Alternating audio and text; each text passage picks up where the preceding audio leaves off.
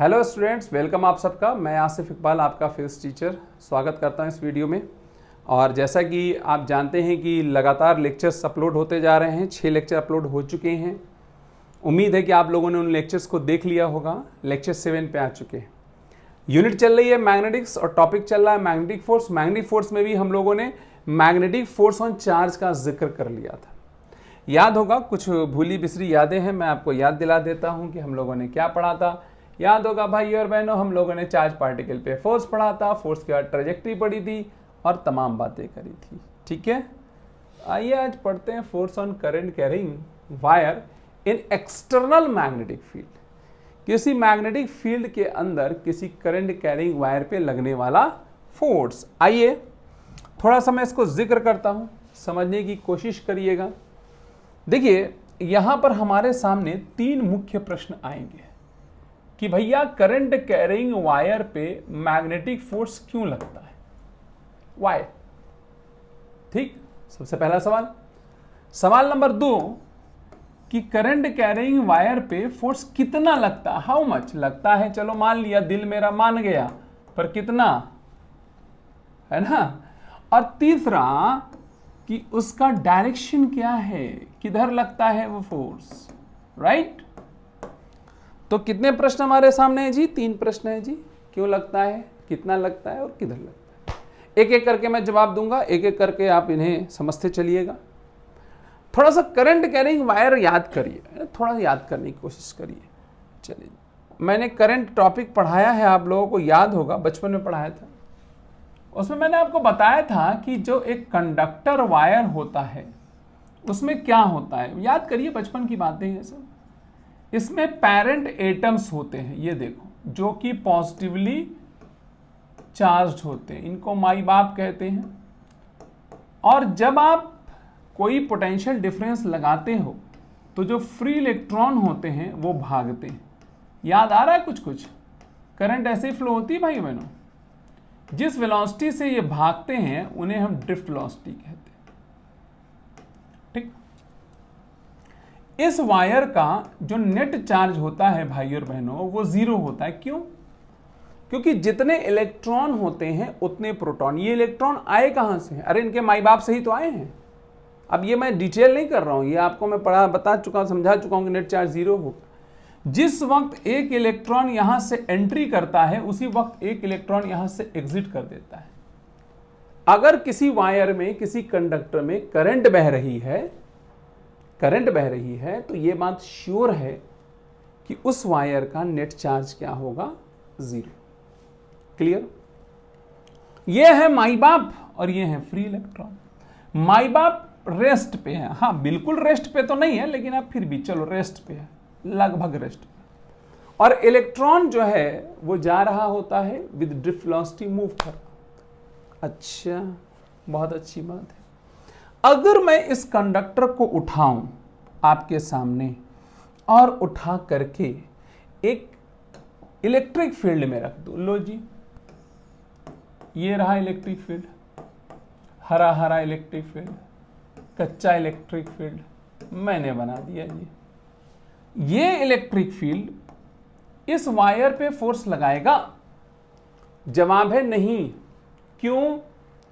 क्योंकि electric field ये नहीं कहता है कि चार्ज रुका है, चार्ज चल रहा है, क्या हो रहा है, भाड़ में जाओ, चूल्हे भाड़ में।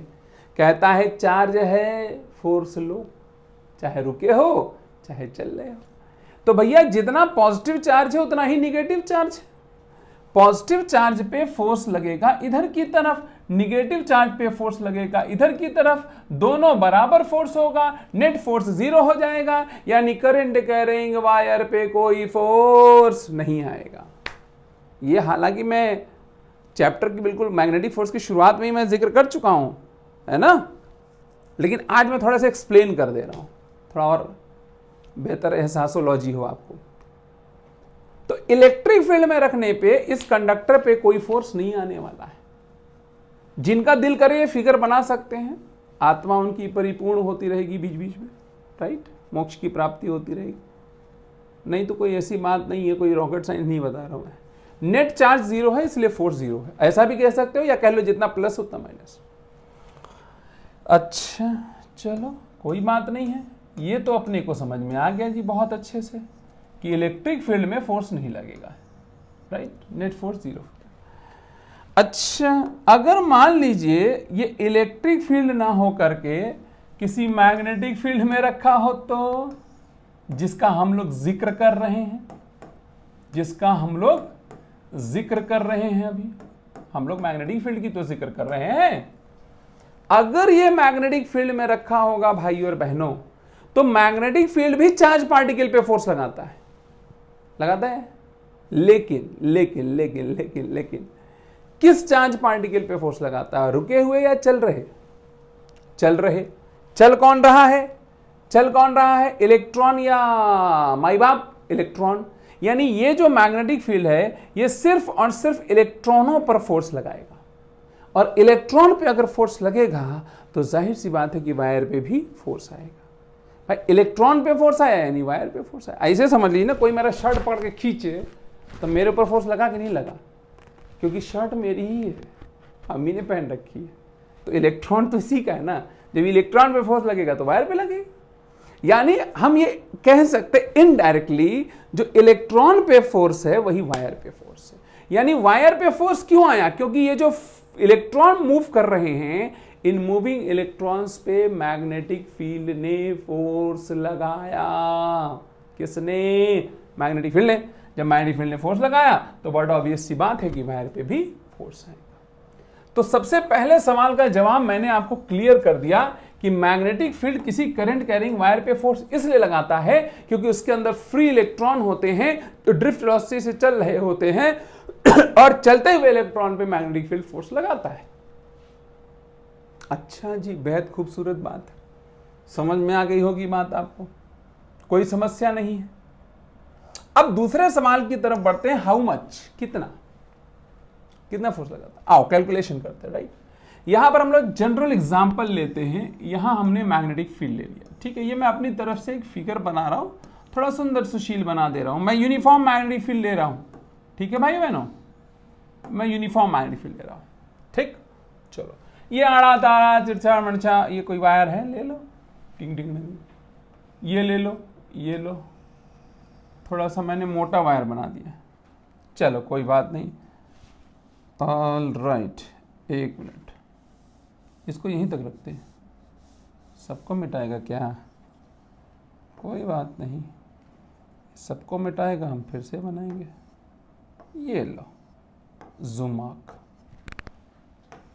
ये देखो, इसमें करंट फ्लो कर रही है आई।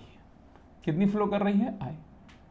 अगर करंट फ्लो कर रही है भाइयों बहनों आई, तो जाहिर सी बात है कि इसमें जो है फ्री इलेक्ट्रॉन होंगे, वो जो है भाग रहे होंगे। किधर भाग रहे होंगे? उल्टा।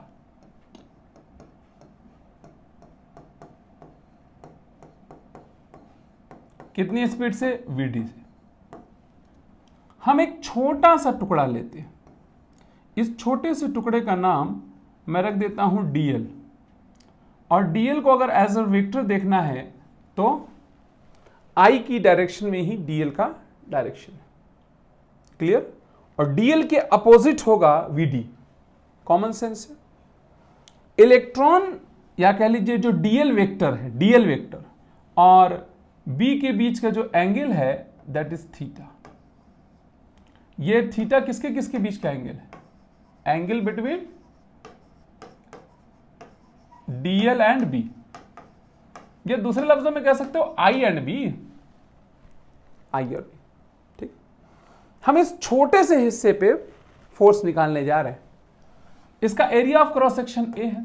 भैया अगर आपको फोर्स ऑन डीएल चाहिए, समझिएगा बहुत इंपॉर्टेंट बात बताने जा रहे हैं। यदि आप फोर्स ऑन डीएल चाहते हो, फोर्स ऑन डीएल, तो आप क्या कहोगे? Force on free electron in dl, ठीक। Force on free electron in dl. कोई समस्या, कोई दिक्कत, कोई परेशानी की बात नहीं है, राइट। चलो आगे बढ़ते हैं। एक बात बताओ, चार्ज पे लगने वाला फोर्स क्या होता है? क्यू वी क्रॉस बी, तो वी डी क्रॉस बी, सही जा रहे हैं हम लोग, Q V D cross B. अब इसमें कितने इलेक्ट्रॉन हैं उनका चार्ज निकाल लो, टोटल चार्ज निकालो ना, पूरे इलेक्ट्रॉन का चार्ज। आओ पूरे इलेक्ट्रॉन का चार्ज निकालते हैं, ये थोड़ा अलग से कहानी है। एक बात बताइए, आप लोग n जानते हैं क्या होता है? n होता है free electron density. Free electron density किसे कहते हैं? यूनिट वॉल्यूम में इलेक्ट्रॉन की संख्या, यूनिट वॉल्यूम में एकाकी वॉल्यूम में इलेक्ट्रॉन की संख्या। डीएल का वॉल्यूम कितना है? अरे भैया एरिया ए है, लंबाई डीएल है, तो वॉल्यूम कितना बन गया उसका? A dl. This is the volume of this segment जो हम ले रहे हैं। अरे भैया ये एरिया ए है, बोलो ना, लंबाई डीएल है तो ये वॉल्यूम हो गया, और यूनिट वॉल्यूम में एन इलेक्ट्रॉन है, तो टोटल इलेक्ट्रॉन जो की संख्या क्या हो गया? NaDl। इस पूरे सेगमेंट में इलेक्ट्रॉन की संख्या हो गई NaDl। हाँ या ना? दूसरी बात, अब हमको संख्या नहीं चाहिए, हमको उनका चार्ज चाहिए। तो भैया जो टोटल इलेक्ट्रॉन की संख्या है उसमें आप एक इलेक्ट्रॉन के चार्ज से मल्टीप्लाई कर दो।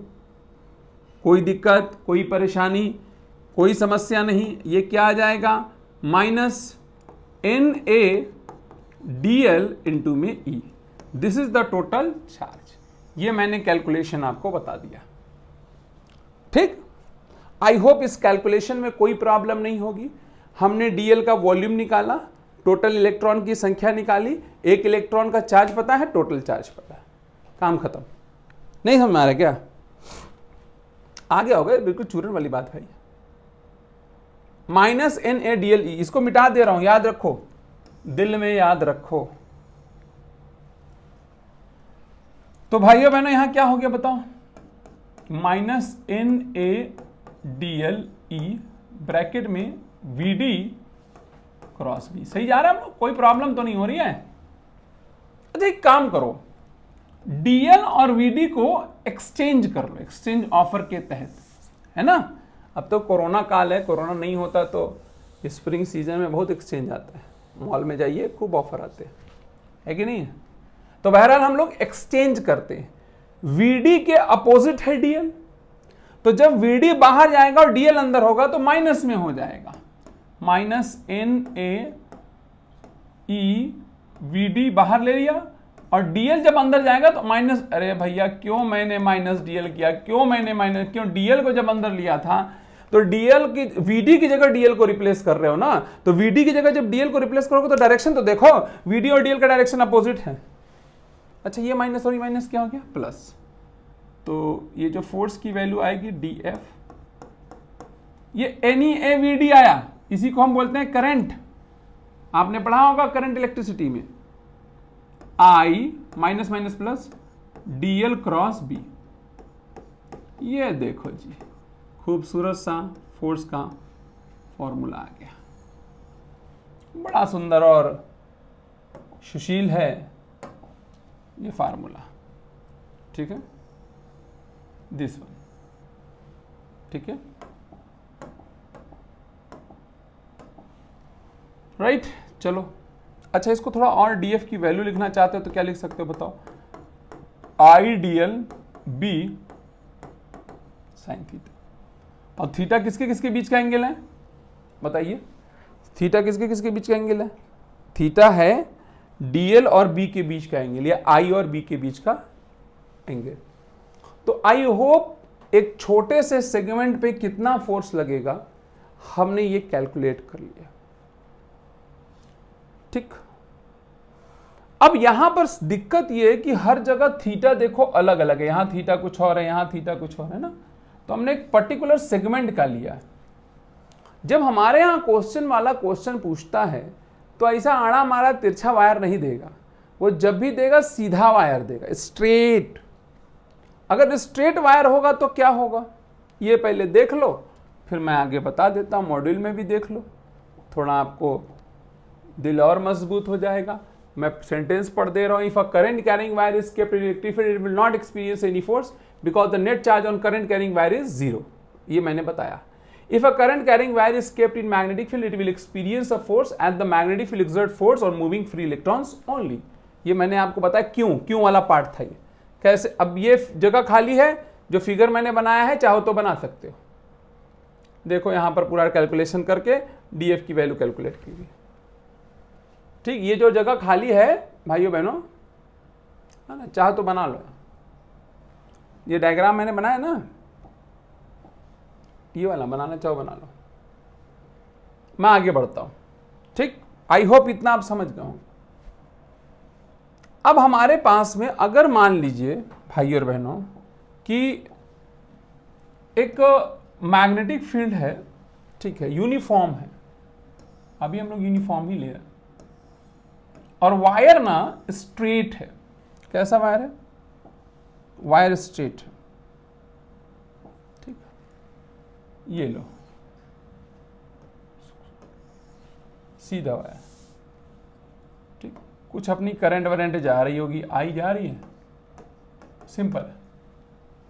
तो अगर आप थोड़ा गौर कर पा रहे, ये बी है ना, तो आप देख पा रहे हो हर जगह थीटा सेम है। ओहो ओहो, हर जगह थीटा सेम है। मजा आ गया। अभी छोटे से डीएल पे हमने फोर्स निकाला था, हमको इस पूरे पे चाहिए, इस पूरे की लंबाई एल है। तो अगर हमको टोटल फोर्स चाहिए भाइयों बहनों, तो वी विल इंटीग्रेट आई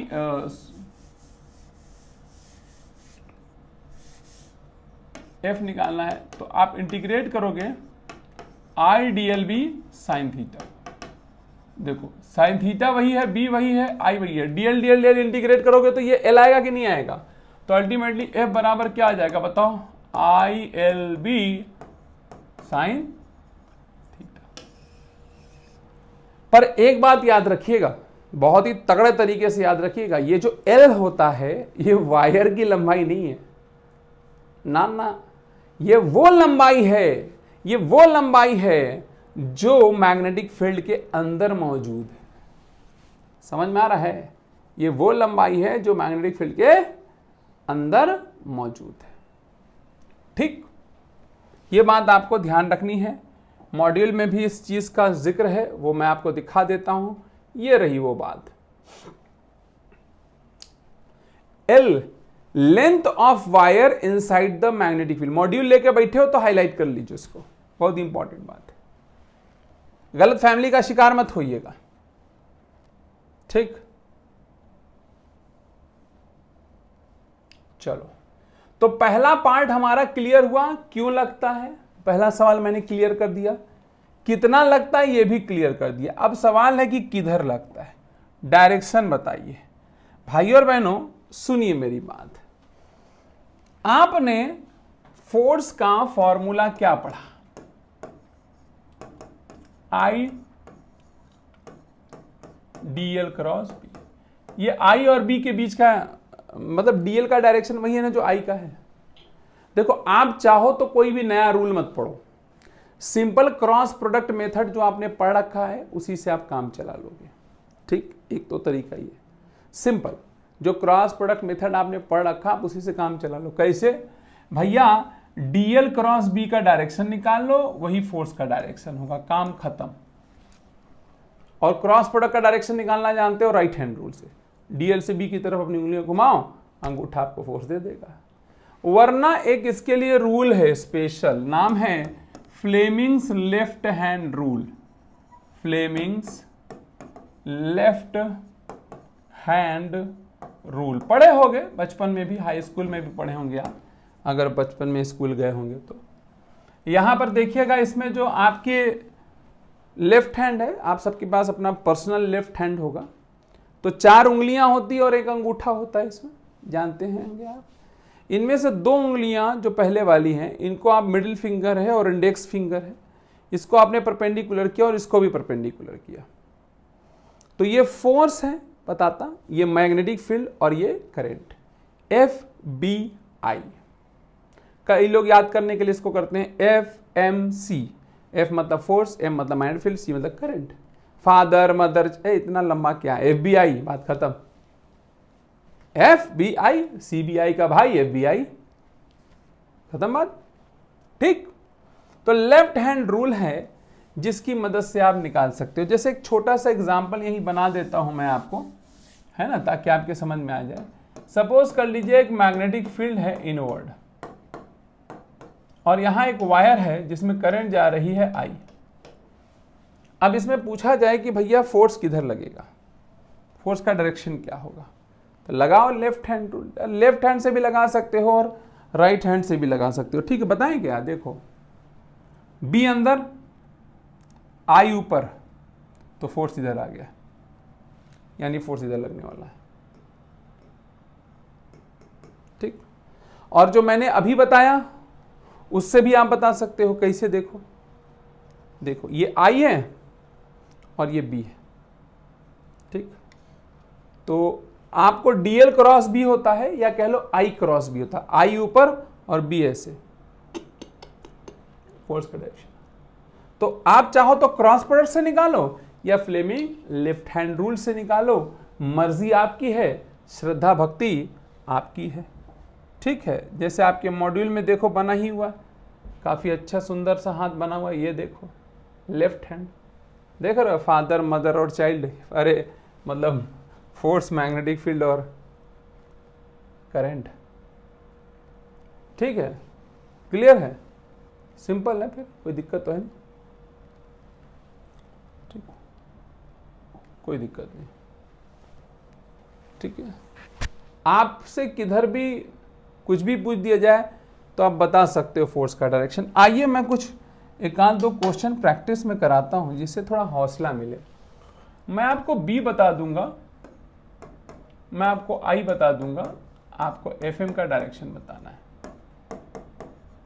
ठीक, चलो B है अपवर्ड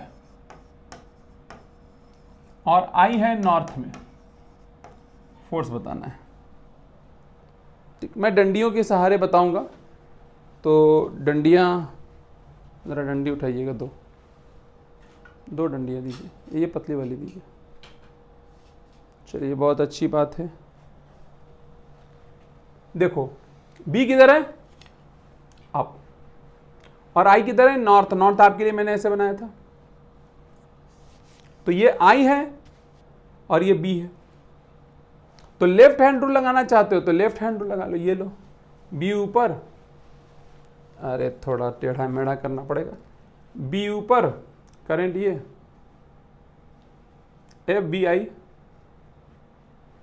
करंट नॉर्थ में, तो ये ईस्ट में आया कि नहीं आया फोर्स, FBI से।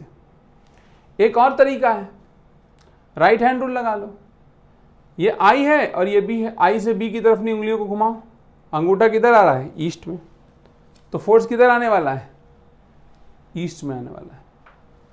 ठीक है, खुद से प्रैक्टिस करिएगा, एकदम बिल्कुल क्लियर हो जाएगा। आइए आपको बताते हैं। अब B है साउथ में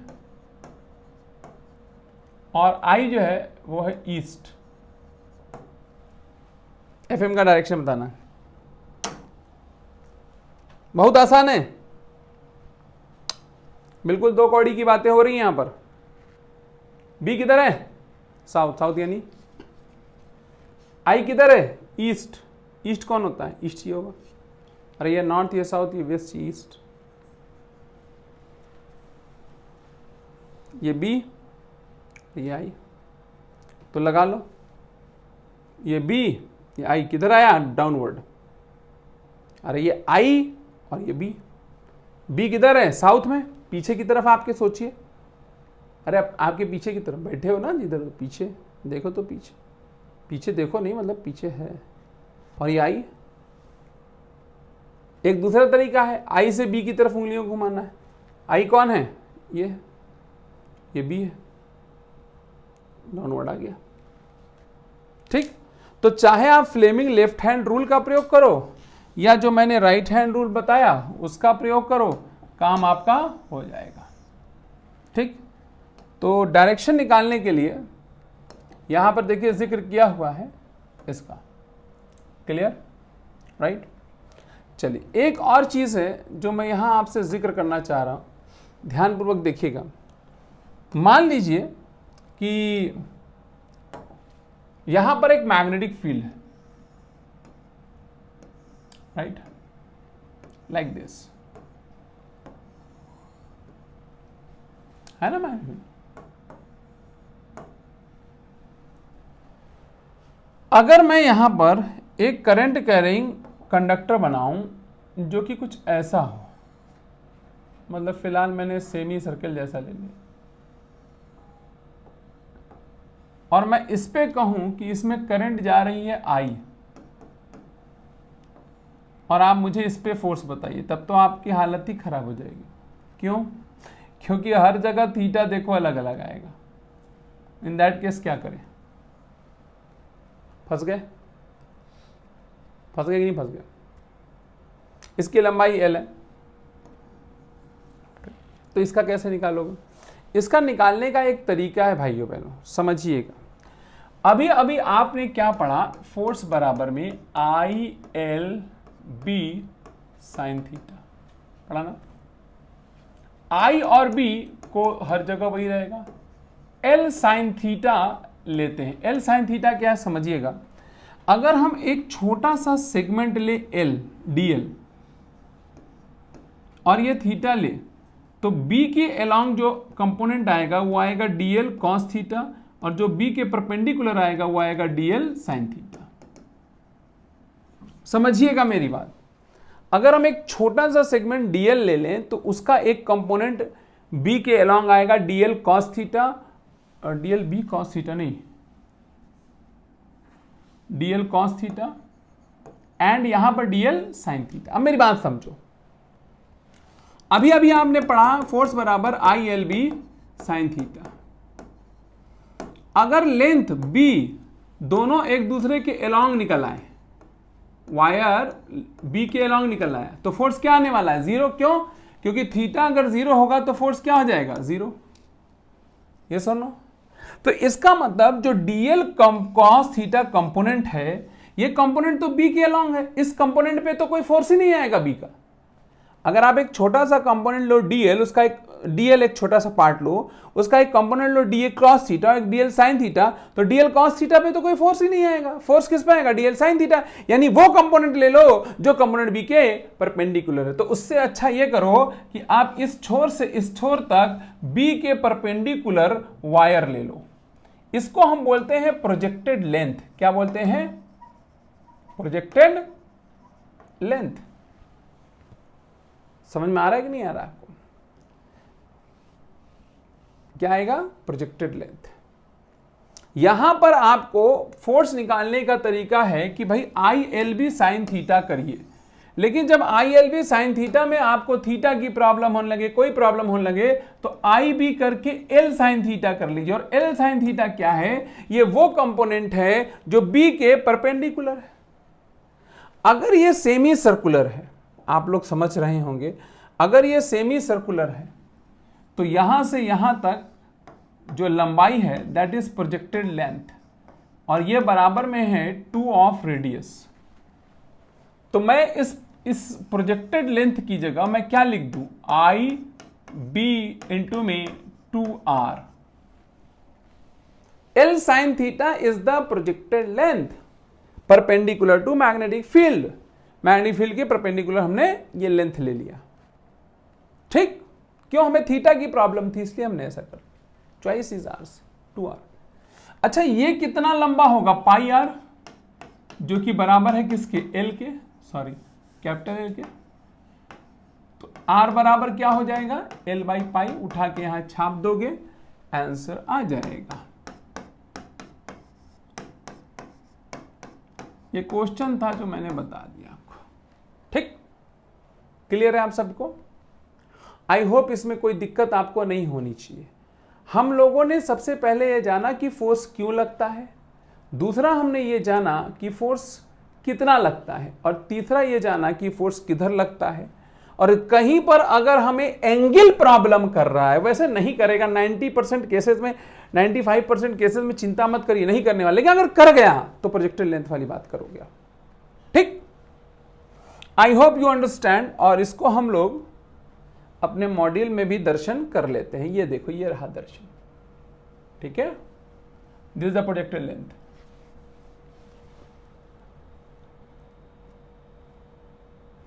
आप इसको बना लो, इसमें पूरा डिटेल नहीं उतना लिखा है, तो आप इसको बना लो भाइयों बहनों, थोड़ा अच्छा रहेगा ना, ये एग्जाम्पल भी बना लो, थोड़ा सही रहेगा, ठीक। और अत्यंत कोढ़ी लोग स्क्रीनशॉट ले सकते हैं,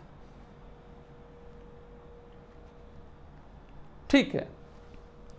चलो भैया बढ़ते हैं आगे, मज़ा आ गया, ठीक है, बहुत बढ़िया। हमने फोर्स निकाल लिया, हमने फोर्स निकाल लिया करंट कैरिंग वायर पे, सारी बातें हमने कर ली, ठीक। अब जो टॉपिक पढ़ाने जा रहा हूं मैं, वो टॉपिक कोई नई टॉपिक नहीं है। एक करंट कैरिंग वायर दूसरे करंट कैरिंग वायर पे कितना फोर्स लगाता है, मैं इसका जिक्र करने जा रहा हूं। फिर से सुनिएगा, force on a current carrying wire by another current carrying wire. ये देखो आपके मॉड्यूल में, force on a current carrying wire by another, ठीक। इसमें आपको दो केस मिलने वाले हैं।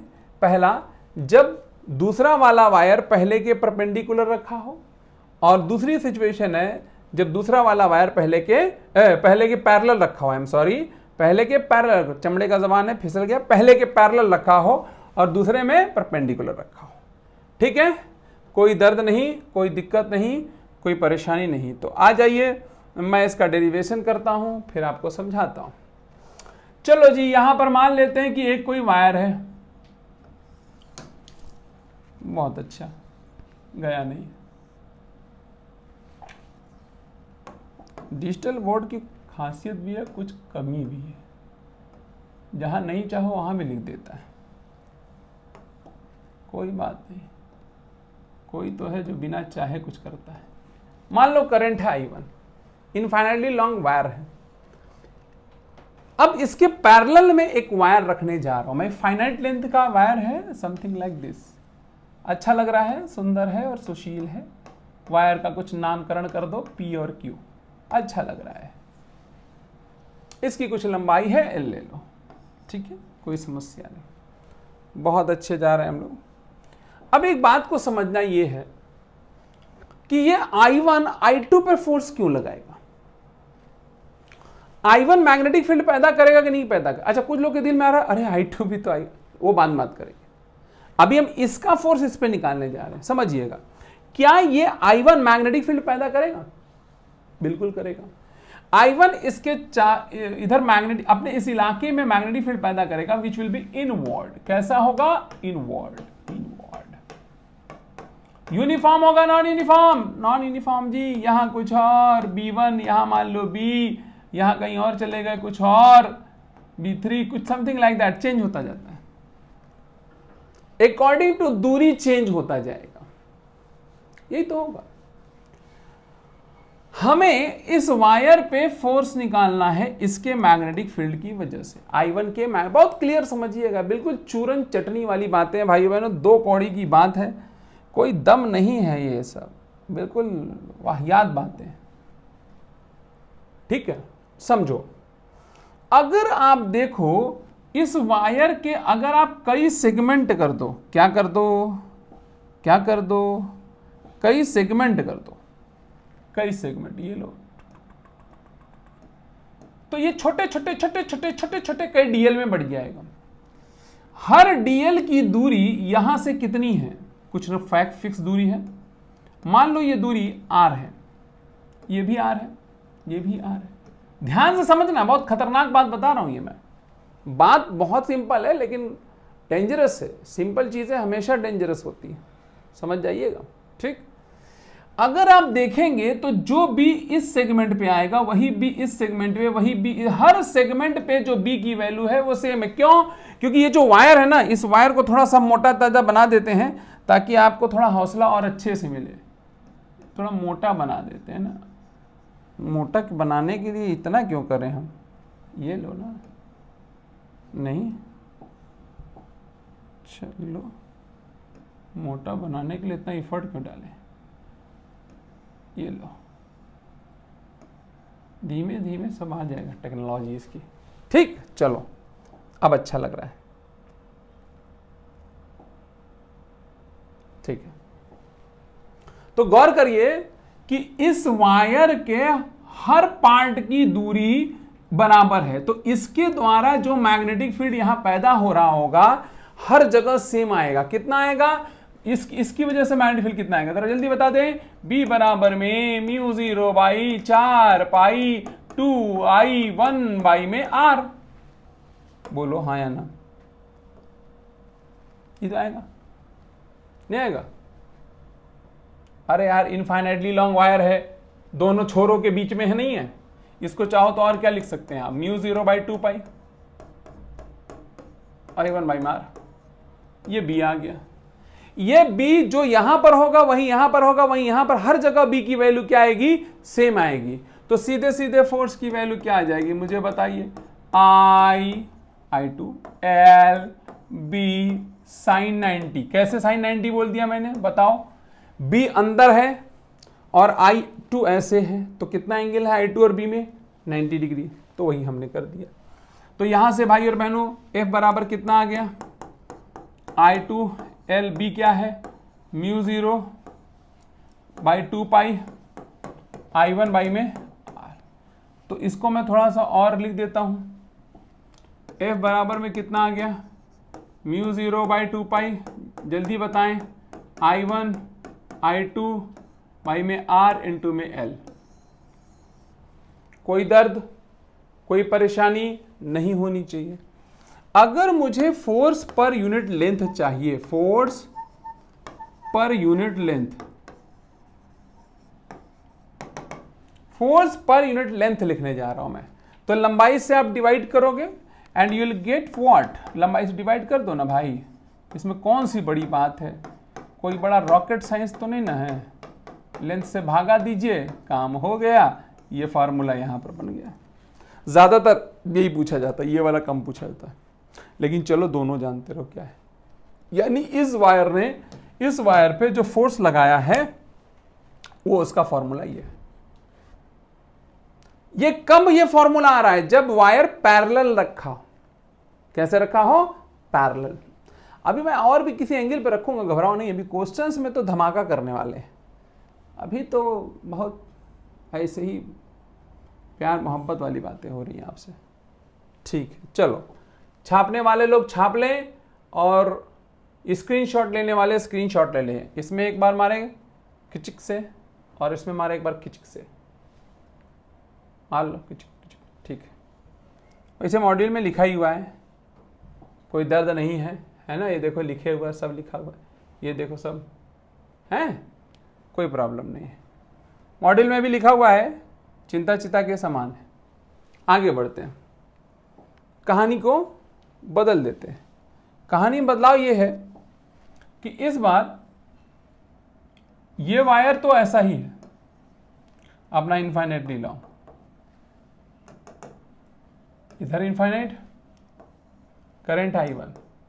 लेकिन इस बार जो दूसरा वाला वायर है ना, दूसरा वायर वो थोड़ा सा अलग है, वो थोड़ा यूं है। इस बार मोटा जानबूझ के बनाए P और ये है Q, करंट है I2। खतरनाक बात हो गई है। खतरनाक बात तो कुछ भी नहीं है, लेकिन चलो रिलेटिवली खतरनाक है। आओ एक बात समझो, वेरी इंपॉर्टेंट। ये वाला जो वायर का छोर है ये R1 दूरी पे है और ये वाला जो छोर है वो भाइयों बहनों R2 दूरी पे। ठीक, यानी अगर आपसे पूछा जाए कि इस वायर की लंबाई क्या है तो आप बोलोगे R2 माइनस R1। ठीक है, चलो कोई बात नहीं, कोई दिक्कत नहीं। भाइयों बहनों यहां एक झोल है। झोल क्या है? झोल समझो। झोल ये है कि ये मैग्नेटिक फील्ड पैदा करेगा, इनवर्ट पैदा करेगा, इसमें आपको कोई शक नहीं होना चाहिए। देख लो, ये सब बातें पहले ही हो चुकी है। यहां पता चला कि B1, तो यहां तो B2, यहां तो B3। अब तो हमारे साथ धोखा हो गया, नाइंसाफी हो गई। नाइंसाफी ये हो गई कि अगर मुझे इस पे फोर्स निकालना है तो मैं इसमें बहने वाली करंट I2 ले लिया, लंबाई R2 माइनस R1 ले लेता, B क्या लूं? फंस गए कि नहीं फंस गए? B गए काम से, तो फिर क्या करें? कुछ तो करना पड़ेगा, क्योंकि यहां हर सेगमेंट पे B अलग अलग आएगा। तो आप एक छोटा सा सेगमेंट लो, छोटा सा, जो कि कुछ दूरी पे ले लो, मान लो ये दूरी है r और इस सेगमेंट की लंबाई है dr जिस पे आप फोर्स निकालने जा रहे हो। ठीक, तो इस सेगमेंट पे फोर्स निकाल लो और इस सेगमेंट पे लगने वाले फोर्स का डायरेक्शन क्या आएगा? लेफ्ट हैंड रूल से देखो, b अंदर, ये ऊपर आएगा। यहां भी फोर्स ऊपर ही आने वाला है, यहां कुछ और लगेगा ना फोर्स, यहां कुछ और लगेगा फोर्स। ठीक, तो सारे फोर्स, हर सेगमेंट पे फोर्स एक ही डायरेक्शन में है।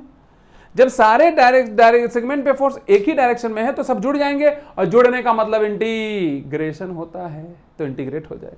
कोई दिक्कत की बात नहीं है, कोई समस्या की बात नहीं है।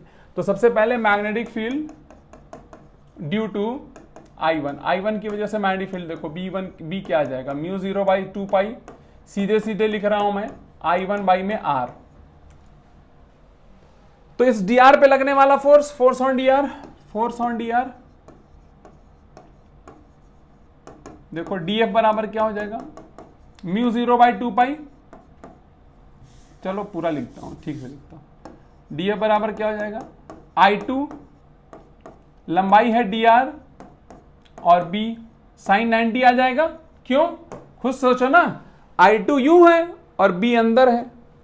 I2 और b में कितना एंगल है, 90 डिग्री। चलो अच्छा, I2 हो गया, dr हो गया, b की वैल्यू μ0/2π I1/r। ठीक है, चलो उठा, it will be μ0/2π I1 I2 by में r dr, this is df। हमको इस पूरे फोर्स को इंटीग्रेट करना पड़ेगा ना भाइयों बहनों। फोर्स, अगर नेट फोर्स निकालना है आपको df को इंटीग्रेट करना पड़ेगा। कहां से कहां तक, r1 से लेके r2 तक। आओ जी, r1 से लेकर के r2 तक इंटीग्रेट करो, कोई दर्द नहीं है। चलो इंटीग्रेशन मारो। आप पढ़े लिखे और समझदार लोग हैं, जहां तक मेरी जानकारी है, हो सकता है मैं भ्रम में होऊंगा। I1 I2 बाई में r इंटू में dr। अच्छा पढ़े लिखे लोगों, इसमें तो सब चीज कांस्टेंट है, खाली 1/r ही तो वेरिएबल है। 1/r का इंटीग्रेशन क्या होता है, log to the base er। तो f बराबर क्या आ गया, μ0/2π I1 I2 और ब्रैकेट में आएगा क्या, log to the base er। कहां से कहां तक, यहां से वहां तक, r1 से r2 तक। चलो μ0/2π I1 I2 ब्रैकेट में log to the base er2 minus log to the base er1। सही जा रहे हैं हम लोग? अरे हाँ या ना बोलते, बोलो भैया बोलो। क्लास में होते तो बिना बोले मानते नहीं। चलो कोई बात नहीं, अभी तो एक तरफा ज्ञान चल रहा है। I1 I2 हो गया, log to the base e, ये क्या लिखा जा सकता है, r2 बाई में r1। This is the value of force on wire. Simple. यहां पर गेम क्या था, गेम ये था कि ये जो वायर जहां रखे थे, इस वायर के हर सेगमेंट पे भैया फोर्स अलग अलग, मैग्नेटिक फील्ड अलग अलग आएगा। मैग्नेटिक फील्ड अलग अलग आने की वजह से हमको एक पार्ट पे फोर्स निकाल के इंटीग्रेट करना पड़ा। अच्छा, अक्सर करके एक सवाल पूछा जाता है कि इस वायर का मोशन कैसा होगा। अब आप एक बात सोचो, जो वायर के पास में हिस्सा होगा वहां बी ज्यादा होगी और वायर के दूर में होगा वहां बी कम होगी। जहां बी ज्यादा वहां फोर्स ज्यादा, तो इसका मतलब यहां पर फोर्स ज्यादा लगेगा और यहां पर फोर्स कम लगेगा। आप सोच के देखिए कि अगर इस बॉडी को, इस कंडक्टर को यहां फोर्स ज्यादा दिया जाए, यहां कम दिया जाए, तो उठेगा दोनों, लेकिन ये ज्यादा उठेगा। देखो,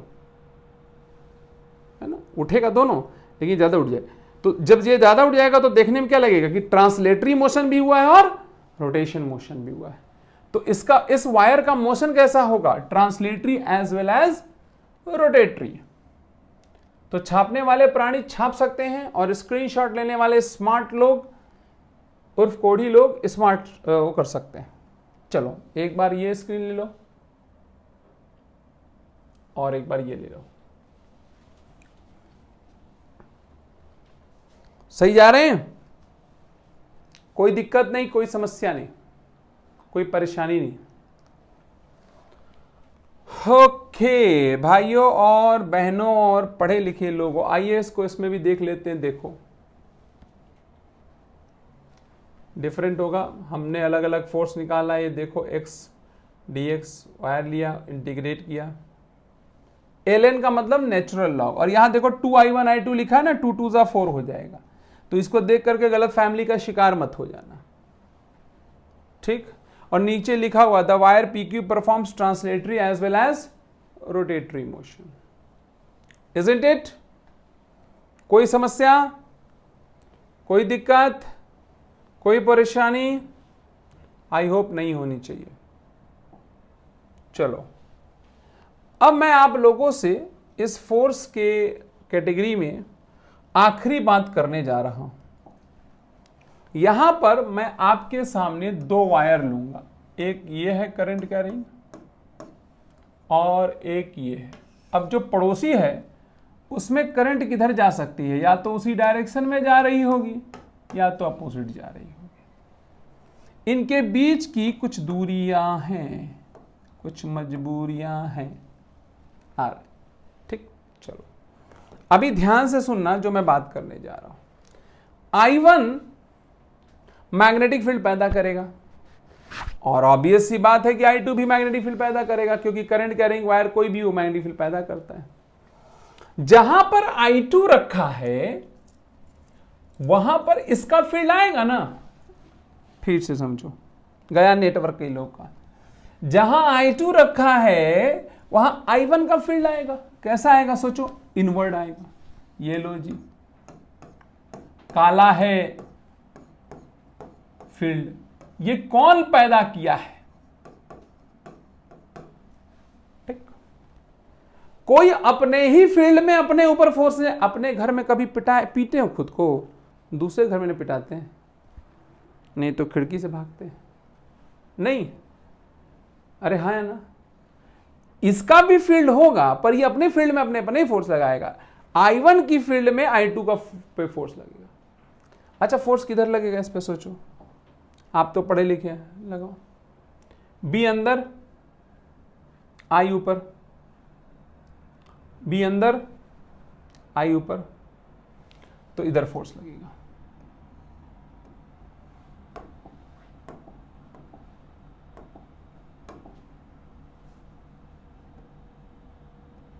इसको बोलेंगे ऑन टू बाई वन।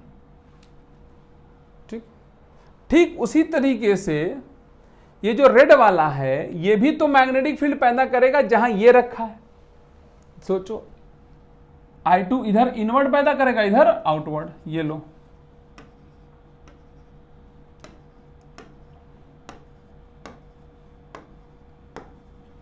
ये किसने पैदा किया है? I2 ने।